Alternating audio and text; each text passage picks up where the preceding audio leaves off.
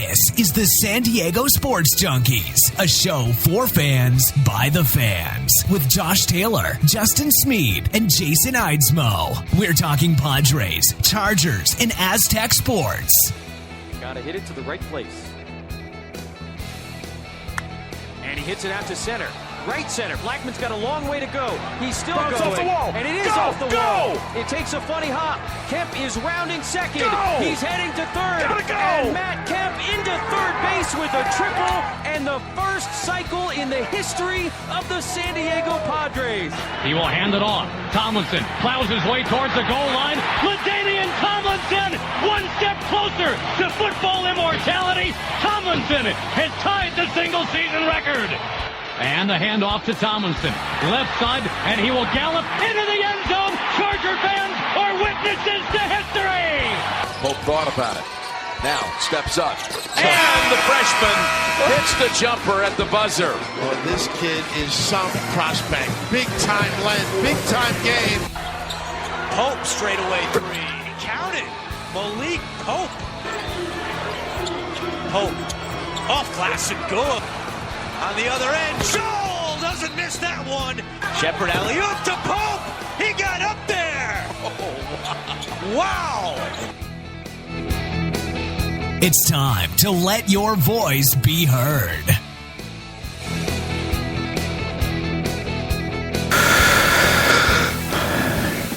Happy New Year. It is Sunday. It is 9 o'clock. Of course, that means it's time for the San Diego Sports Junkies pregame show. And what is our very last precious pregame show for the season, unfortunately, as we all knew. Well, some people knew earlier than others, but we did find out for sure a few weeks ago the Chargers will not be making the playoffs. This will be our last pregame show of the season. Joining with me is someone who joined the show about halfway through the year, and we really, really appreciate him being on here, and that's, of course, David Drogemeyer from the San Diego Sports Domination podcast. David, how's it going? Hey, it's going well. Thank you very much. Hope everybody had a happy new year, and I wish you guys nothing but success here in 2017. Appreciate that. And also joining us is Mr. Downer, Mr. Rivers hater, of course, Mike Maciejewski. Mikey, how's your New Year's going so far? So far, so good, man. I'm 1 hour in of being awake, so we're good so far. Well, the fact that you guys both are here means neither one of you got arrested last night, which is great. Right. Although I think I am the old man of the group, but I think we're all getting too old to go out and party and get arrested now anyways. Definitely. Yeah, I got better things to do than spend time in jail. Yeah. David learned that lesson long ago. No, I'm just kidding. I did spend 2 years in Germany, so you could probably say that. Okay, that's right. You're in the Army. 5-10 San Diego Chargers facing the 11-4 Kansas City Chiefs. Couple things that that I want to talk about before we actually get into it, and that is the Chiefs. After this game, or after today, could be as high as a number 2 seed and as low as a number 6 seed. With the Chargers, with no playoff implications for them, the best thing that can happen out of this is for us to ruin their day and make them come in as a number 6 seed and have them not get their bye and not get a chance to rest Justin Houston, who is out today. For one more week. He might be out for the whole playoffs anyways, but I know they would love that extra week to rest their players. How big is this game? I know the Chargers, they have pride to play for. David, how big is this game for the Chiefs?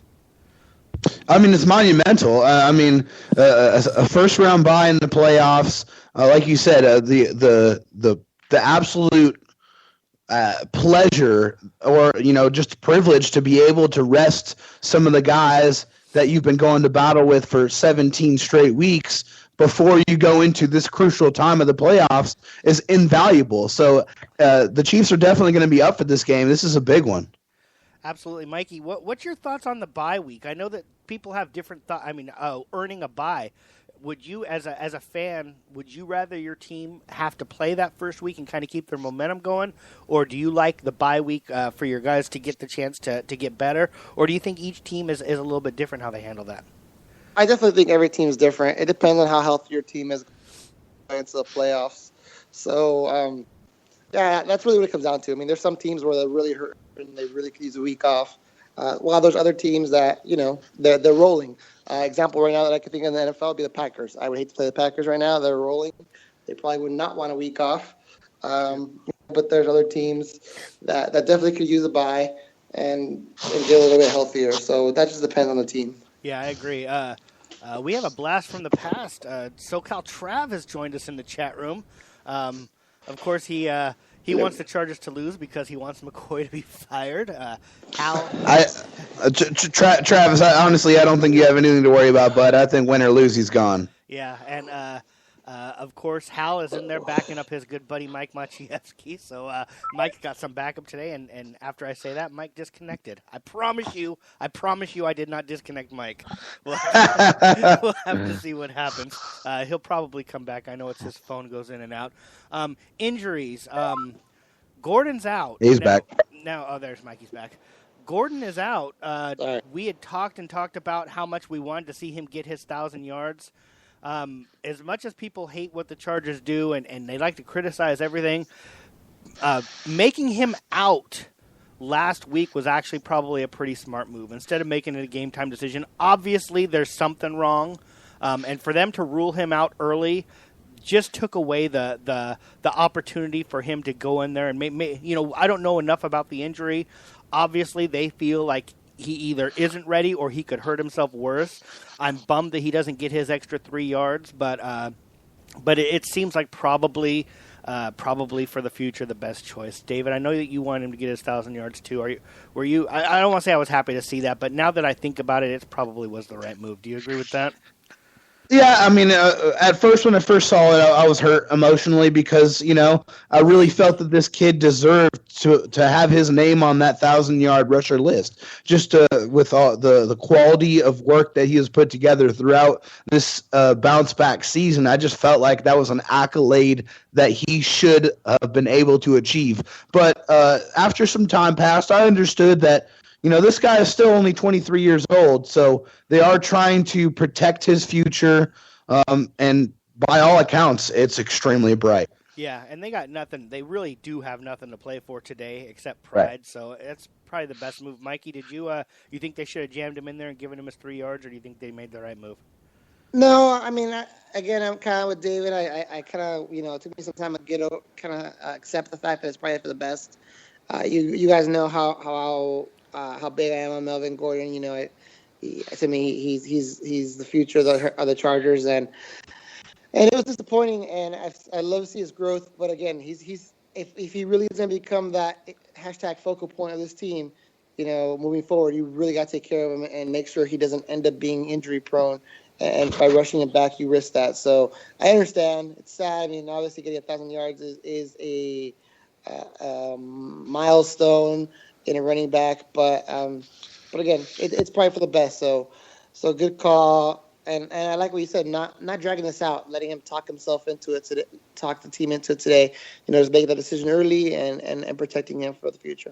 Exactly, kind of protecting him against himself. King Dunlap is doubtful today with a knee; he probably won't be playing. Orlando Franklin is questionable with a shoulder. Who cares?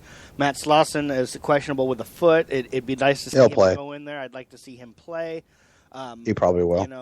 And Denzel Perryman is questionable with a knee. I'm on the fence on that. I'd rather him kind of sit out maybe, to be honest with you, especially with those knees in San Diego and the water that we drink that causes our knees to be so weak. Yeah, I can understand that. I mean, he's a good young part of our new core that we got going forward. So, I mean, he's not absolutely essential in this game, so I wouldn't mind it. Hal, of course, is trolling in our chat room right now. He says it's okay to pad Rivers' stats, but not Gordon's. We would love to have padded Gordon's stats. All we've talked about is wanting to get those last 3. We're just talking about an injury thing. If Phillip was injured, I'd be saying the same thing. Come on now, come on. That's not a lot of the things that you bring up. He says that's why I hate McCoy. He doesn't treat players equally. How a lot of things that you say ring true. I think you're off base on this one. Milestones. They got to protect him. They have to. They got to protect him. And they would be doing the same thing with Rivers. If Rivers had something, with nothing to play for, I don't know. We'll move on. And also, SoCal Trav in the chat room, he wants to move on from the coaching staff and everything. I hope you're available this Wednesday, Trav, because you usually have some pretty interesting people that you are looking at to bring in. I know that you had some pretty good ideas the last couple of years free agency-wise. I'd love to hear who you'd like the Chargers to bring in for coaching, and we can talk about that Wednesday. We don't have enough time to talk about that today. Miles, go ahead. Not the entire coaching staff, but anyway, go ahead, move forward. Yes, the milestones. Gates is one touchdown away from Ty Gonzalez at 111. We've been talking about this for a few weeks. I'll talk about this more on the offensive side of the ball, but it would be nice to see him get that, of course. It's going to be interesting to see how the Chiefs play him. Rivers needs 4 touchdowns to tie his career high at 35. We'd all love to see that today. I don't see it happening. Rivers is 1 300-yard game away from his 52nd, which would be a franchise record. Once again, there's a possibility because of garbage time, but I really don't want to see him get that. If he has 300 yards, I think we're in big trouble, to be honest with you. Bosa's 2.5 sacks away from tying Leslie O'Neal for the rookie record. Love to see that. We'd all love to see that after missing 4 games. Bosa has been one of the bright spots on this team, so I'd love to see that. Game record. And here's another stat padding thing that we would love to see. We've been harping on it all the last few weeks. Tyrell Williams is only 11 yards away from 1,000, and he's really stepped up this year. I'm really excited to see what we can get from him in the future. I know he's tailed off a little bit, possibly because other teams are figuring him out, possibly because he has the shoulder injury. I think it's a combination of the both. He's had a little bit of the dropsies and the pop the ball up in the air problem the last few weeks, but I'd love to see him get I don't want to see him get 11 yards. I'd like to see him get 111 yards and just get past that, David. Yeah, absolutely. I mean, he deserves it. I mean, after coming out of Western Oregon as an undrafted free agent his first year, only getting really one real play to show his ability, to be able to come back and put together a 1,000-yard season is quite remarkable, and just got another hats off to Tom Telesco for finding this guy. Tyrell Williams 11 yards away from 1,000. Would you look at that as a one of the few bright spots, Mikey, this season on a season that's been full of low points and low marks? Very, very surprising. I didn't realize that he was that close. He's had some games where he's looked really great. He's had to deal with some inconsistency. Yes. Obviously, you guys touched on the drops and the tip passes, but that'd be great. And it would really, like we talked about on the show, I think this last week, it would make you feel good about your number 3 receiver, going into next year. And I mean, he's done well as essentially the number 1. I mean, he's really been the Chargers receiver since Keenan went down. Well, since midway through the year for sure. And I agree with you, actually, Mikey. As I think I go forward next season looking at him as our number 3 wide receiver. I actually think who's the number 2? I don't think he's on the team right now. Really? Yeah. Really? Yeah. As the team is set up right now, he's our number 2. I'm sorry. I can't see any other argument for anyone else besides him at this moment with this current team. Yeah. Okay. Coming into the season, he wasn't number 2 though. Or he wasn't number 2. That was probably Stevie Johnson. Yeah. Exactly. But I can't imagine Stevie Johnson's going to be brought back at this point in time. Travis Benjamin. Travis Benjamin hasn't played like a number 2, so no. I'm sorry. Tyrell Williams has been more productive, so he's a number 2. I think moving into next season, I think right now on the depth chart they actually have him as number 3. They have let me bring it up here. Inman. They have Inman as 1. They have Benjamin as 2, and they have Tyrell Williams as 3. So it'll be interesting. But I actually look forward to next season. I see him being the number 3. Trust me, if Tyrell Williams is the number 3 wide receiver, we're in good shape next year. Absolutely, yeah. I want to see him and Keenan Allen on the field a lot more often. Yeah, Wouldn't that be great? And we'll talk about a little bit of that also coming up. We're going to take a quick break. We're going to come back. We're going to talk about what the Chargers need to do on offense to try and win this game. Try and move the Chiefs down to number 6. I know, like I said, SoCal Trav wants them to lose. A lot of people want them to lose. I'm going to worry about where we draft in the offseason. I want wins every single week. And this is our last game of the season. Let's get a win. We'll be right back. Yes, sir.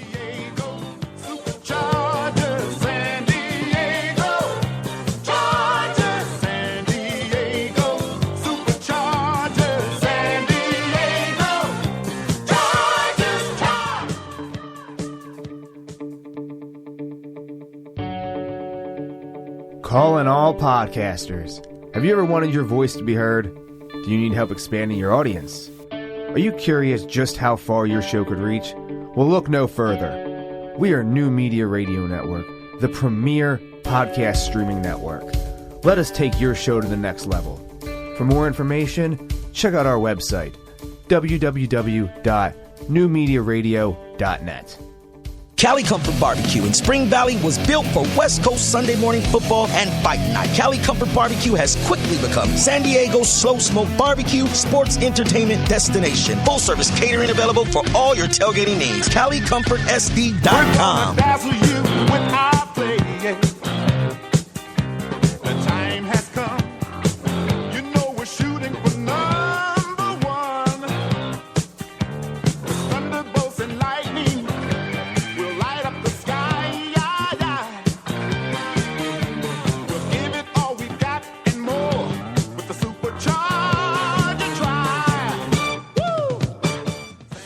All right, I'm trying to not do this too much, but who knows, maybe that's the last time we'll be able to play this song. I don't want to think about that. That's more of a Wednesday show discussion anyways, but still love that song, man. Chargers on offense. Few points here that I have, and then you guys are welcome to add anything that you think that I missed. My first point here is with Justin Houston out, the tackles for the Chargers are breathing a little bit deeper, but let's not make the freaking backups look so great. Let's not make them look like they're starters in this league. Let's not let any of these guys have a season, their best game of the season today against our tackles. I know that Dunlap's been hurt, and we've been kind of rotating guys in towards the end, but when our backups have been coming in, I haven't seen much difference anyways, let's be honest. So, Let's actually have a good showing with from our defensive tackles. I know that usually Houston, gets about 6 or 7 sacks a game against offensive tackles. I'm sorry, did I say defensive? I'm sorry, offensive tackles. First mistake of the year. What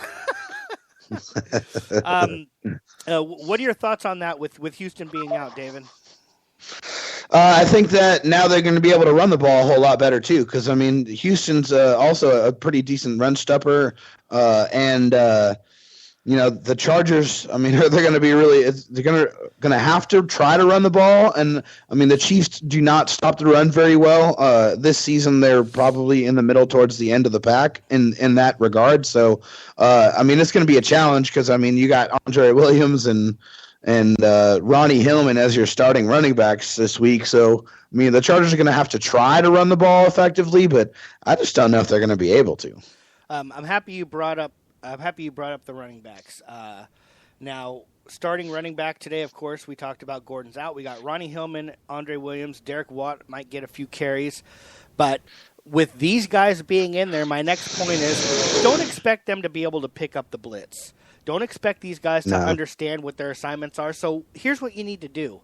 When they blitz, send these guys out into the pattern. They're not going to do their job as good as the other guys anyways. So let's try and burn them a little bit with the blitz. Let's try and hit these little 3, 4, 5 yard posts over the middle or these swing passes when they're blitzing, and let's turn a 3-yard pass into a 30-yard pass. Why keep them in there if they're going to miss assignments anyways? And I'm not trying to degrade the type of players they are, but let's be honest. Ronnie Hillman was not on a roster for a reason.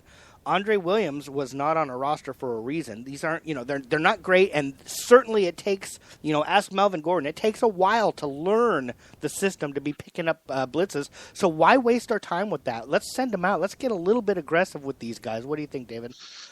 I like that idea. I mean, especially because, Phillip Rivers' offense is pretty darn complex. It's not something that you can come in here and just learn in a few weeks. It's just not going to happen. I mean, Ken Whisenhunt, Phillip Rivers, they have a chemistry they've built together over years, and, they have a rather complex system. So, if you want to simplify things and make things easier for these guys, then absolutely, I'm okay with it.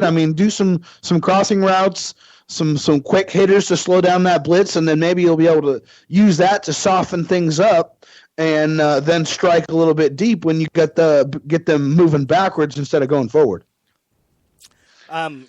Might as well try something different, and I just love that idea, getting them a little bit more involved and sending them out instead of watching them miss the blitz pickup. Next point that I wanted to make is in the red zone. Let's use Gates as a decoy. I think that Gates is going to be coming back next year anyways. We talked about it Wednesday, and we will talk about it more this Wednesday, whether or not the Gates is able to handle a secondary role, and if Rivers is able to handle Gates as a secondary role. We'll talk about that another time. Assuming he's coming back next year, let's use him as a decoy. We can, they're going to be trying to go out there and stop him. They know the Chargers want him to get those touchdown passes. That's really some opportunities for some other guys. David? Well, yeah. If you truly believe that the Chiefs don't know that Gates is this close to the touchdown record, especially when it's held by a longtime Chief, Tony Gonzalez, you're crazy. They definitely know that this is, that he's on the precipice of standing on top of that mountain. And, they're not trying to be the asterisk, the team that Gates got those touchdowns on. So, yeah, they're going to be up for this game. And so that means they're probably going to maybe put a little more emphasis on trying to cover him. And, let's face it. Even at 36 years old, he is still a presence on that football field. He still cannot be ignored. They still have to account for him wherever he is because he can still make plays. So with that extra attention, you can absolutely open things up for other guys that maybe haven't been getting the same opportunities in the last couple of weeks, a la Hunter Henry. Yeah, and not just Hunter Henry, though. Somebody who gets forgotten in the red zone a little bit is Travis Benjamin. We talked about him a little bit.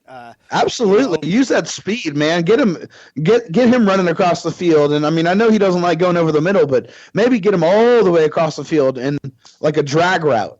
Just run away from everybody and throw him the ball. Yeah, agree with that, or even one of the running backs. Anything. I just think we have the opportunity here to maybe kind of use a little bit of trickery. Next point: slants. Keenan Allen was looking like a world beater against Marcus Peters, and I'll actually let you talk about that because he sent out a tweet earlier this week, which I thought was awesome. And I know that you were kind of on top of that, so I'm going to let you talk about that. But all of a sudden, when he hurt his knee, I know that it devastated the team, but it took us about 4 or 5 weeks before we realized that the slant was one of the patterns that we could run, and maybe that's because the other guys weren't as good at it. Whoever reason why, who knows? It seemed like it worked against the Chiefs week 1 or the first half of the week 1 game. I want to get back to that. Your thoughts on that, and then why don't you kind of bring us up to speed on what the whole Keenan Allen thing was? Sure, man, no problem. I think the idea of the slants is one thing. A couple of things that Keenan Allen did was he got separation off the line with his release. His release was lightning quick, very disruptive for the defender, and he just ran away immediately. And Keenan's not the fastest guy, so this doesn't necessarily need to be achieved by speed. It just needs to be disrupting the defender's timing of covering you and getting some separation. If the Chargers can do that, then that absolutely can be successful. And Tyrell Williams is a guy to me that possesses the same ability to create some separation. Obviously not as much because, Keenan Allen's one of the best at that, but I think he has some ability to do so, and I'd love to see him do that in this game. As far as the Keenan Allen tweet was concerned, Keenan Allen sent out a tweet and said, I know who is happy that I am not playing this week. # bum. And if you guys did not catch week 1, Keenan Allen went up against Marcus Peters and pretty much beat him like a drum. I mean, 6 catches for 63 yards, and that was all just in one half of play. So just imagine, I mean, if he was to be able to play both halves, he could have been over the 150-yard mark. So doing that kind of damage against what is probably looked at as one of the better young corners in the NFL right now, that's an accomplishment and just goes to show you how much skill Keenan Allen has when he's healthy. Yeah, and we talked about it actually after that game. Marcus Peters looked like a practice squad guy in the first half of that game. It was unbelievable. Now, in the second half of the game, he remembered how to play cornerback. He actually got an interception against us, I believe. He actually started playing because the Chargers were kind of shell-shocked, and it just, it was a tale of two halves, that's for sure, if everybody remembers week 1. That first half was so exciting, man. I think it was 28 or 21-0 at halftime. Yes, it was awesome. I mean, I was super excited. And then that second half came around, and this season's turning point was the half of the first game. It's such a bummer because that first half of that first game was so awesome. It was. That was, of course, against the Chiefs as well. I want to thank Vince Wright from Minnesota checking in the chat room. He's been joining us all season long. He has his own podcast about the Minnesota Vikings, and he wants to remind us it's 15 degrees right now in Minnesota. Vince, I just wanted to let you know it's a balmy 51 here right now in San Diego. I'm sitting here in front in my spare room with my window open, catching the fresh air. and it's a very, very nice 59 degrees here in Central Texas. So we definitely do not want to feel that 15-degree weather that you are enjoying right now, sir. Absolutely. Absolutely. And it was stormy all night long, and I have no driveway to shovel. So lucky for me, I don't have to shovel anything this morning either. Before we move on to defense, anything else on the offensive side of the ball that you want to bring up that I missed there, David? Again, I think the Chargers are going to try and run the ball against this Chiefs defense because they are not very good at stopping the run, but I just don't know if they have the talent to be able to run the ball effectively. So I'm expecting to see some screen passes to the running backs, because even if you can't run with them, you could still get them out in the flat and you can still get them in space. And I think that would have the same effect as running the ball on first and second down. Yeah, I agree. I don't know a lot about Andre Williams, but Ronnie Hillman has good hands. He can catch the ball. He has a little bit of the fumbles he has in his past anyways, but he has good pass catching ability, and he can catch the ball, and that's one of the things that they need to take advantage of if the run game is not working. SoCal Trav is bringing up a ton of good points in the chat room. Unfortunately, we can't really get on all those because we're doing pregame show right now, so we only have an hour. So we're gonna hopefully you're gonna be available Wednesday. I'd love to talk about all that stuff that you're bringing up, but we just don't have the time to do it today. We're gonna take a quick break. We're gonna come back. We're gonna talk about what the Chargers need to do on the defensive side of the game to win this game, and we'll be right back, David.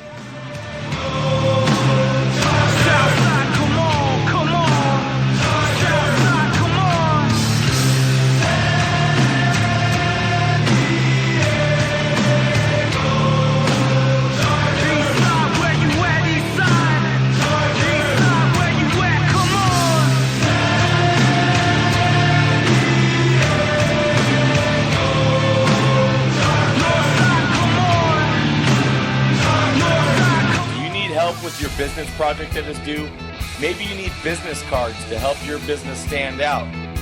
We at San Diego Sports Junkies got you covered. SK Digital Imaging can do it all. Give our buddy Sean K a call, 858-408-0732. SK Digital Imaging, from business cards to the bigger projects, SK Digital Imaging and our buddy Sean K will get your printing done right. Cali Comfort Barbecue in Spring Valley was built for West Coast Sunday morning football and fight night. Cali Comfort Barbecue has quickly become San Diego's slow smoke barbecue sports entertainment destination. Full service catering available for all your tailgating needs. CaliComfortSD.com.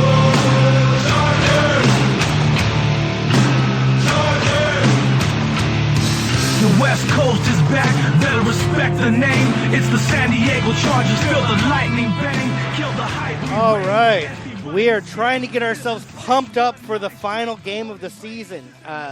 Once again, like I always say, we only get 16 of these precious games. A lot of them have been ruined this year.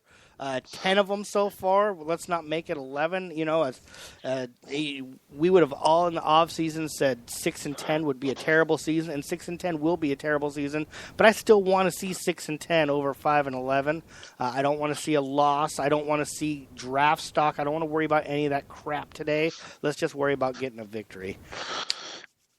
I'm of the same mind as you. I don't like the losers tank mentality. I like them to go out there and win. And honestly, their draft stock can't be improved really that much with a win. I mean, at the end of the day, they're still picking inside the top 10. Yeah, absolutely. And like I said, we'll worry about that when that comes. We'll have lots of draft time to talk. I don't want to talk about draft when there's an actual game to talk about. Yes, sir. Chargers on defensive side of the ball. The one thing that the Chiefs do is they play, a conservative, a game management style, Dink all and of that dunk stuff. And why is it that all these teams fall for it? It's like too many teams are afraid of giving up the big play that they overcompensate for, even against teams that don't do it. So my first thing is, I don't care if they throw the ball deep. I don't care if they throw 80-yard touchdowns today. I want to see the Chargers playing up close and daring them to throw the ball deep. If they throw it deep and they're successful, fine, good for them. I'm just tired of watching them dink and dunk all the way down the field and us letting them do the same thing over. Let's not play the Craig Mager style of defense, not get burned. Let's everybody step up and say, hey, if you're going to burn me, burn me. What do you think, David? I like it a lot, especially when we know the Chiefs' offensive philosophy is dink and dunk. They're going to get little short yards here, but they execute flawlessly. Their game plan, they know it. So the Chargers need to be extremely disciplined, and they need to come up and make tackles and make these guys feel it. I mean, I'm talking about hit them hard, and that's going to discourage them from doing that. So you need to be aware of the running backs in this game. Spencer Ware, known for coming out of the backfield, catching passes. So the Chargers need to be cognizant of that. I love that idea. Force them to go up over the top and make a mistake, and maybe Casey Hayward can go up there and snag another one and take it the other way. Yeah, absolutely. And then going right alongside of that is they are going to dink, they are going to dunk. We need to tackle. The Chargers have been a tale of two defenses this year. Sometimes you look at them, you go, man, look how good they're tackling, and other times you see them bouncing off guys, and it's been kind of frustrating this year. Although the defense, I mean, anybody who watches this team this year knows that the defense has probably been a little bit of the bright spot if you want to compare it to the offense. But we're going to really be counting on them today, and they need to tackle. They're going to get their catches, they're going to get their little 3-yard passes. Make 3 yards stay 3 yards. Don't make 3 yards turn into 12 yards. Yeah, like I like to say on my show, go to the Denzel Perryman School of Tackling or the Joey Bosa School of Tackling. When those guys wrap up, those guys bring the offensive player to the ground every single time. So they need to go to the Denzel Perryman School of Tackling and bring these guys down and make these guys feel it. I mean, hit them hard. Yes. But make sure that you are sound and you wrap up. Don't do that shoulder tackle. I don't like that. Wrap up and bring them all the way to the ground. We don't need to make highlights. We need to make tackles. Absolutely. We've been talking about this the last few weeks, and they really haven't done it. I saw Melvin Ingram do it one time, and that was more like on a blitz. I need these defensive linemen to get their fucking hands in the air, man. They're going to be throwing short passes. They're going to be throwing it over the middle. Let's knock some of these goddamn balls down. What happened? What happened to this D-line? They don't knock balls down anymore or tip it up in the air. Something. Stop letting them throw these simple passes. Yeah, I mean, it may seem like a small thing, but when you can get your hands up in front of the face of the quarterback and disrupt his vision from where he's throwing the ball to the receiver, that can make an impact on that play. Not only that, but if you get your hands up at the right time, you can hit a ball up in the air and potentially pick that ball off. So these are just little things that can lead to big momentum shifting plays that can help you win a ball game. Next point, Spencer Ware. He's got the rib issue. He might be out today. To me, it's not that big of a deal for them. Charkandrick West is pretty good. Now Davis always does really good against us.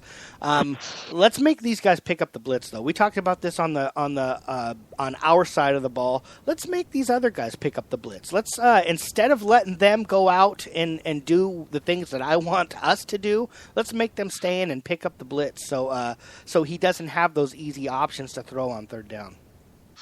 Absolutely. I mean, bring the dogs, but do it at the right time. I mean, get the Chiefs in a situation where you know they're going to have to, pass the ball, maybe a 3rd and 6 and up, 3rd and 7, 3rd and 8. Make sure you get in on these guys. I mean, Alex Smith is a quarterback, so that means if you hit this guy, he's going to get rattled. I mean, so absolutely. But like I said, be timely about it. Yeah. Jeremy Maclin, there's a lot of different arguments. Some people think he's not very good. Some people think he's a really, really good wide receiver. You got all sorts of different arguments on that. Chris Conley, Albert Wilson. They got Tyreek Hill, who's he has the potential. He's got like that Michael Vick. He's a game breaker. Yeah, and then he's going to break a big one. But the one that I am most concerned about is Travis Kelce. Let's not let Travis Kelce absolutely destroy us. He's really picking up some momentum this season. Let's stop that momentum today. Well, like my good buddy and co-host Daniel Wade said, he's throwing up Rob Gronkowski type of numbers right now. So he's looking a little bit like him out there too. I mean, an 80-yard touchdown last week from a tight end is absolutely unheard of. So, I mean, this is definitely a guy that you need to make sure you know exactly where he is on the football field at all times. You cannot let this guy beat you. Double team him if you have to. I don't care. Take him out of the ball game and make him throw it to another one of his receivers. Yeah, and what's been big for him this year, you talk about that 80-yard. That 80-yard was like a little screen. That was a little, 1-yard pass.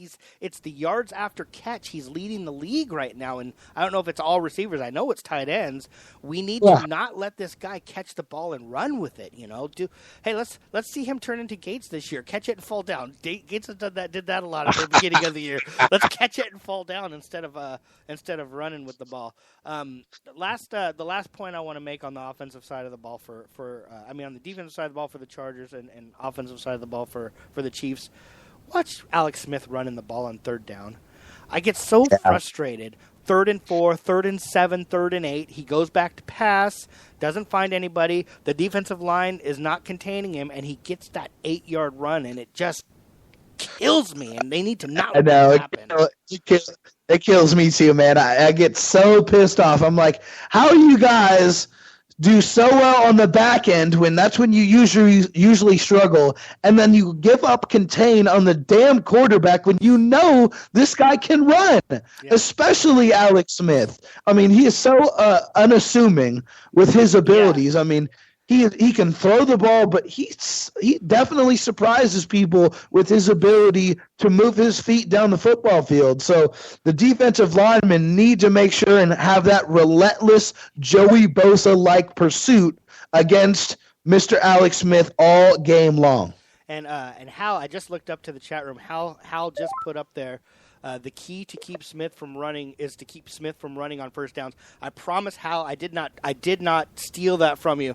I have it written in my notes here. I'm showing David right now. I have that written down, but Hal and I are on the same wavelength here. It is frustrating watching that happen. Mikey finally was able to get out of the bathroom and join us again. Mikey, what are your thoughts on Alex Smith on third down rushing for first down? Is that something that the Chargers need to focus on stopping? Oh, definitely. I've been watching Alex Smith recently, and it seems like every time I look up at Chiefs highlights, he's running a touchdown or first down using his legs.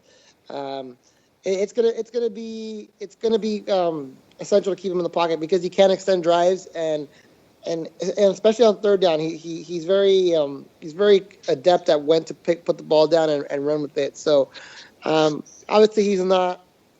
I don't know what quarterback, David, you tell me what quarterback would Cam be Newton. He's not Cam Newton, yeah, for sure.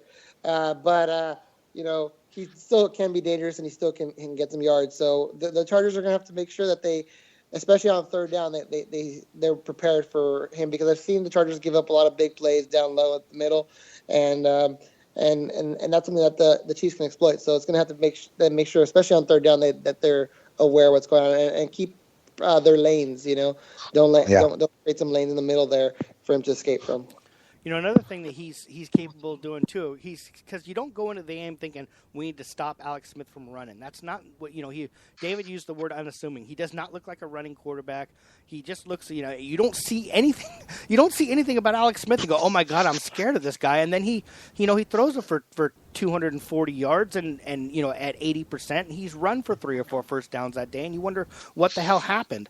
But it's also scrambling, running towards the line, finding that guy crossing and throwing the ball to him, when you think he's going to run too. It's just the same thing John Elway used to do to us all the time, make you think that he's going to run it and then have everybody kind of start coming up and then hit somebody for like a 40 or 50 yard throw. As boring as Alex Smith is and as much of a game manager as he is, he's been starting for quite a few years for the Chiefs and they're winning, so it's working for them, and the Chargers need to find a way to disrupt that. Absolutely. I mean, and a way to do that is well-timed pressure. Now, like I said, it's got to be well-timed because of their dink and dunk philosophy. I mean, they're going to try to do their best to get the ball out of their hands as quickly as possible. So well-timed blitzes and getting in there and hitting this guy will definitely help with that. Yeah, and that's I like what you're talking about, well-timed, and I'm thinking like we talked about it before, the A-gap blitzes, stuff up the middle. Just come, we got to bring the pressure up the middle. We got to get the pressure in his face because you're right. He's going to be throwing that ball quick, and that means everybody in the defensive secondary needs to take 2 big steps forward. Stop worrying about them beating you deep. I know I'm sounding like a broken record here. Anything else Anything else on the Chargers defensive side of the ball? Bosa and Ingram, what are your thoughts on what they need to do today, David? I mean, they need, especially Ingram. When he gets there, he needs to wrap the quarterback up. I'm tired of this 2-hand touch, flag football style sacks by Melvin Ingram. They don't play in the NFL. And it sucks because the guy's got so much ability and he's shown that he can consistently get to the quarterback, but he just can't bring the guy down. Go and be like Joey Bosa. I hate to use his example again, but his technique is always flawless. Go up there and wrap the quarterback up and bring him down to the ground. It seems like every time Joey Bosa hits a quarterback, he smashes him. So, that's what I like to see out of Melvin Ingram because he's got the speed to get there. He just needs to finish. By the way, Hal, I did say that game manager does work. It does work depending on the team that you have. Mikey, do you think that it's more important today for Ingram and Bosa to get sacks, or do you think it's more important for them to just keep Alex Smith kind of contained? Do you think that they need to? Which one do you think they need to worry about more, or do you think they need to equally mix the two? I think, like you said, he's going to run a couple times, so I don't think keeping him contained. He's not going to run wild on you.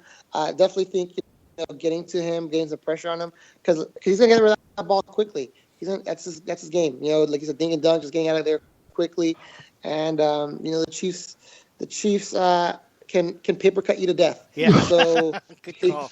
You need to get to them and get to them quickly and cause some pressure and cause some errant throws, because you guys know Alex Smith's not the most pinpoint passer in the NFL, and you can force him into some errors. So just get in there and getting pressure on him will be the most important thing for today. Like I said, he's going to probably get a couple. He's going to break off. That's going to frustrate Charger fans. And you'll be sitting there like, why can't we stop this guy? But it's not going to be an all-day thing where he's going to be, like we said, Cam Newton running the ball on you all day. And at will. Himself, yeah, at will. So it's going to be just, like I said, just getting some pressure and, containing him. But that's not the concern. I think just getting to him and causing quick throws, errant throws is going to be the key for the Chargers today. Yeah, I like that, actually. Let's make him make accurate throws. If we're close and we've got the guy covered well, make him fit that ball into a window, because I don't think that's the strength of his game. Well, and like I said before, he's a quarterback. So, I mean, any pressure is going to make it worse. Yeah, absolutely going to make it worse. All right, we're gonna take our final break. We're going to come back. We're going to take give out our predictions. We got a few people in the chat room, so go ahead and throw your predictions out there, and we'll be reading them out there. And let's see if David can keep his positivity going and predict the Charger victory. We know what happened to me a few weeks ago, but let's see if David's still there. We'll find out. We'll be right back. San Diego, we the home of the diehards. Everywhere you go, all you gonna see is that blue and yellow, blue and yellow. You hear the crowd go live, look at all our fan support. Yo, we appreciate you. You are who we do it for. Do it for each other. Person next to me is my brother. Yep, yes, so we been together. We gon' hang us another banner. Cali Comfort Barbecue in Spring Valley was built for West Coast Sunday morning football and fight night. Cali Comfort Barbecue has quickly become San Diego's slow smoke barbecue sports entertainment destination. Full service catering available for all your tailgating needs. CaliComfortSD.com. I gotta get off and get up in the end zone. I gotta rush for at least a G today. Cause I got ballin' in my DNA. Okay, I think I got ballin' in my DNA. All right, we are back, and it's officially my favorite segment of the show, of course. It's prediction time. I love making predictions that we all know are going to go wrong. However, on the rare occasion that they go right, I make sure I pound that home till everybody's tired of hearing about it. Chargers, once again, I'm going to wrap the Chargers are 5-10. The Chiefs are 11-4. Chargers only have pride to play for. The Chiefs have either the 2 seed or as low as the 6 seed to play for, which means it's a very, very important game to them. How awesome would it be for a game that's not important for the Chargers, but is important for the Chiefs, for the Chargers to come out and get a victory? It would be awesome. Unfortunately, I don't see it happening. Wow, you know what? I'm going to start out with Hal, because Hal is predicting the Chargers are going to win. I can't believe that. He says the Chargers are going to win with Bosa being the X factor. Maybe he's just trolling right now. He says if Rivers plays smart and gives the defense a chance for the Chargers, they can win 21-17. Holy cow! I'm writing that down just in case if it happens. The Chargers. I'm going to go ahead and, unfortunately, like I've been saying for most of this season, the talent is just not there. I think the talent is on the roster, if you count the IR, but unfortunately the talent of the available players, it's just not there. We have too many guys that were not on rosters who have played admirably this year, but ultimately they're just not that good. They just aren't. And the team is not good enough to overcome the mistakes that they make. I see the Chiefs winning. I see the Chiefs winning pretty easily. I got the Chiefs winning 34-20. I have a feeling that the Chargers are going to fall behind and then start turning the ball over, unfortunately. My player of the game, though, will be Tyrell Williams. I think he's going to get 100 yards receiving, and he's going to get a touchdown, which will put him over 1,000 yards for the season. My bold prediction, Ronnie Hillman or Andre Williams will throw a pass today.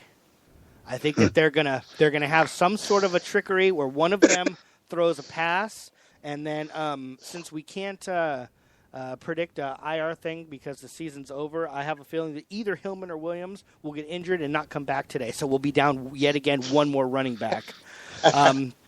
David, not very bold. That's not very bold, Jason. No, my bold prediction was one of them is going to throw a pass before he's out for the game. That's my bold prediction. Yeah. No, my losing for the game, I'm hedging my bets there, so I can at least say I was right on something. David, what you got? I love this team. I don't have any confidence in this coaching staff. I don't have any confidence in the skill level and the talent level that is left on this team. So, unfortunately, I don't think it's going to be a blowout because the Chargers seem to be in every single game that they play. They've only been out of one, maybe two. So, I'm going to say 24-21 Chiefs. I hope that it doesn't happen, but I can't see a Charger victory right now. Who do you got for your player of the game from the Chargers? Player of the game. My offensive bold prediction is going to be that Hunter Henry's going to get 2 touchdowns because of the extra emphasis that is going to be placed on Antonio Gates and trying to stop him. I think that's going to open things up for HH, and he's going to have a good game. On the defensive side of the ball, I'm going to say that the Chargers are going to force a couple errant throws, and Casey Hayward's going to add another interception to his league-leading list.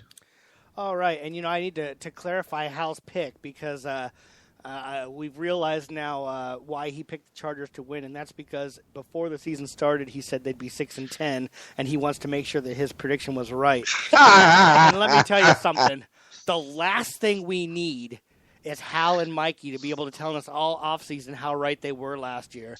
So I still want the Chargers to win, but that's going to be tough to. That's going to be a bitter pill to swallow, having to listen to those two trolls.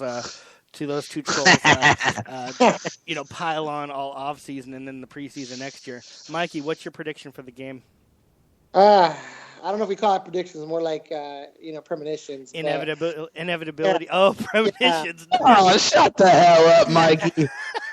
I still wait. Jesus fucking Christ. Notes from Mikey. That never came. Please. I think the Chiefs have too much to play for, and the Chargers don't have enough to play for. So with that in mind, I got the Chiefs winning this one pretty easily. I got them winning 31-17. Like you guys said, I just don't. This team, as it is right now, is not a very good team, man. Like I said, the Chiefs have all the motivation in the world to play and win this game. So I got 31-17. My bold prediction is that Ronnie Hillman's going to get over 100 all-purpose yards. I think he's going to, and maybe a touchdown. Yeah, let's throw a touchdown in there too. He's going to get a touchdown as well. So I got a big day for the former Aztec. Oh, man. Oh, that's right. I lost you guys again. No, you're here. Can you hear me? Oh, we lost Mikey again. It's not surprising that he picked Ronnie Hillman to get the 100 all-purpose yards because we know that he's an Aztecs homer. Mikey, you back? Yeah, I'm back. Okay. Ronnie Hillman, former Aztec, a touchdown and 100 all-purpose yards. And I think defensively, I was going to go with what David said about Hayward, but I'm going to go with Bosa's going to get the 2.5 sacks today. Oh, nice. Yeah. All right, there we go. I like that. All right, I think he's going to get 2.5 sacks. I think he's going to have a big game. Just overall, I'm not saying that I'm happy they're going to lose, but, and they look in long term, I want that draft pick to be higher. So I'm not going to be too sad if they lose today. But, again, as the way the roster stands right now, not overly sure that this is going to be, a win for the Chargers. So. Yeah. It's tough. They're thin at a lot of positions, and the guys that they have at those thin positions are backups anyway. So it is going to be a tough nut to crack. And maybe this is these are the games where it looks like there's no chance that sometimes teams just pull things out. So you just never know. I do want to remind people, and I've said this all season long, this is the last game of the year. It's we can make the argument of it could be the last game in San Diego. It might not be. Who knows? Nobody really knows. People who say they know don't know. Everybody's just guessing.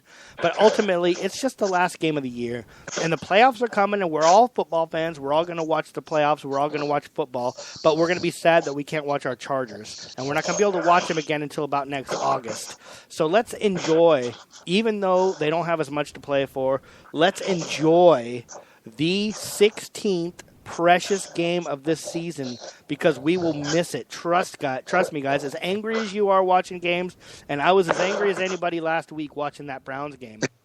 I didn't take my own advice, and I watched Embarrassing. I watched it. I was all pissed off the whole time I was watching it, and I'm not going to do that today. I'm just going to enjoy watching the Chargers. It's my last game of the year. David, anything you want to end with? I just want to reiterate that I am not a fan of the loser mentality. I don't give a damn about draft picks at this point in time. I want to see a fucking Charger victory, especially when they're still the San Diego Chargers.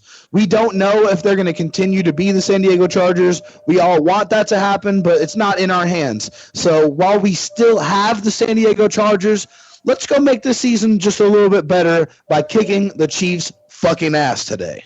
Mikey, the prognosticator of prognosticators, I'm going to give you the last word today. What? Any last words on today's game? No, I mean, like I said, today will be a good rehearsal into the future to see what you have on the field. I expect a lot of these guys like Ronnie Hillman not to be back next year, and some of these guys that are playing, that are forced to play, to not have a role. But it'll be curious to see. I'm really curious to see what happens today with Antonio Gates and Hunter Henry. I'm completely off Gates. I'm not. I think it's time for Hunter Henry to assume that number one role. And so I know with the record and everything, there might be some extra attention played, which kind of like what David says, gives Hunter Henry the opportunity to shine today. So we'll see if that happens. I've been thoroughly disappointed in Henry this year, but like I said, thoroughly disappointed. Really? Yes, sir.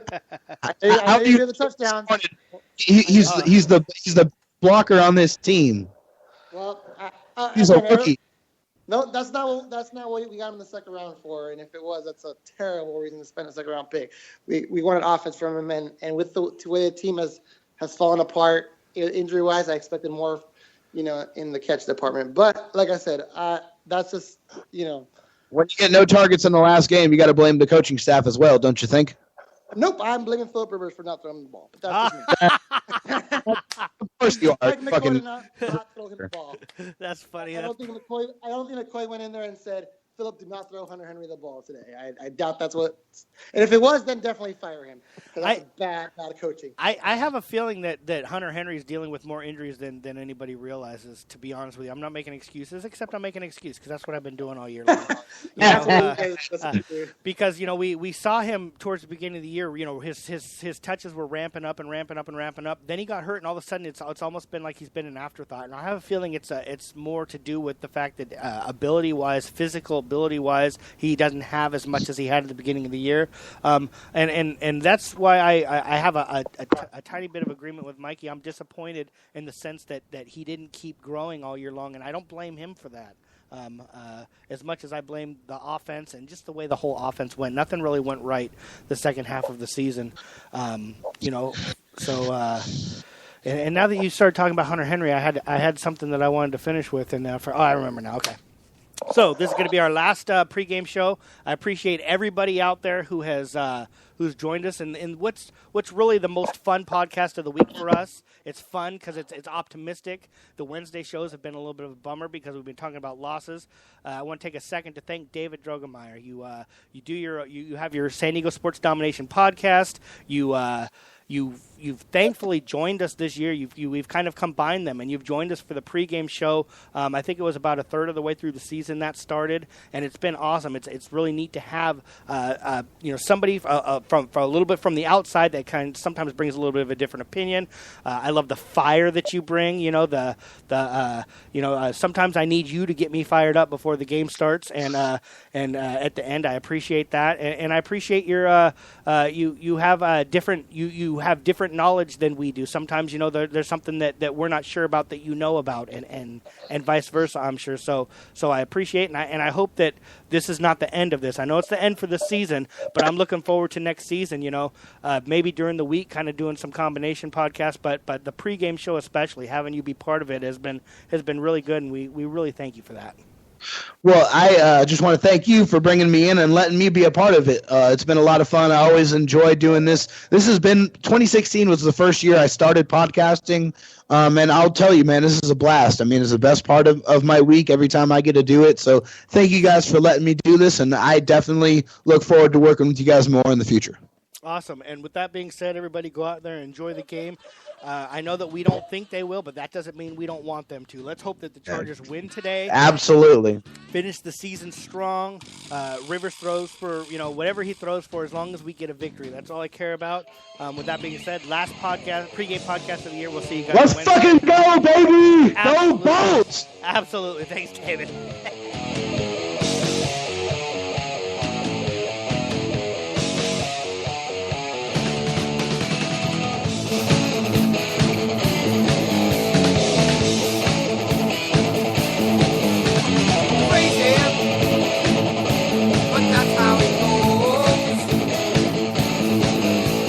Millions of people leaving this world.